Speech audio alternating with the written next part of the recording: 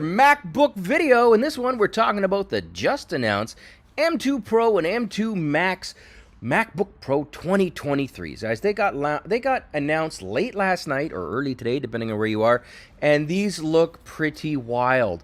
In a nutshell, Apple is saying that they are up to 6 times faster than the fastest Intel-based MacBook Pro, which is, I guess, 2019, 2020, whenever it came out. And yeah, here it is. The base M2 Pro, which is just the base version. It's in the 14-inch model, has a 10-core CPU and a 16-core GPU, which is good. And the higher-end models are going to have a 12-core CPU and 19-core GPU, which is a little more than the current best one on the market, as far as I can tell.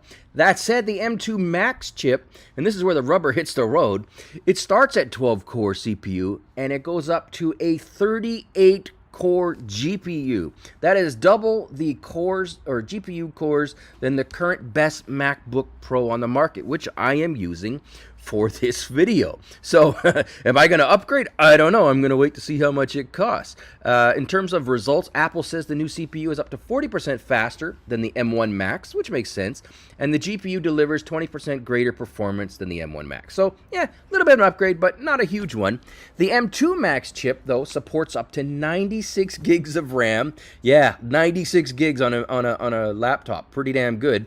And it's quite a jump up, as you can imagine, from the previous 64 gigs. For you 3D type people and you video renderers and fancy cinema 4D guys and gals, this might be the one for you. Also, it comes with Wi-Fi 6E, which debuted on the M2 iPad Pro last year. And it also comes with an advanced HDMI for multi-channel audio output, which allows you to basically connect 8K displays up. And yeah, what does it say here? Up to 60 hertz and 4K displays up to 240 hertz.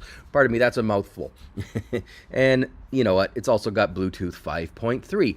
All right, so like I said, way more memory. Oh, what do we got here? Look at this. M2 Max supports 400 gigabytes per second of memory bandwidth.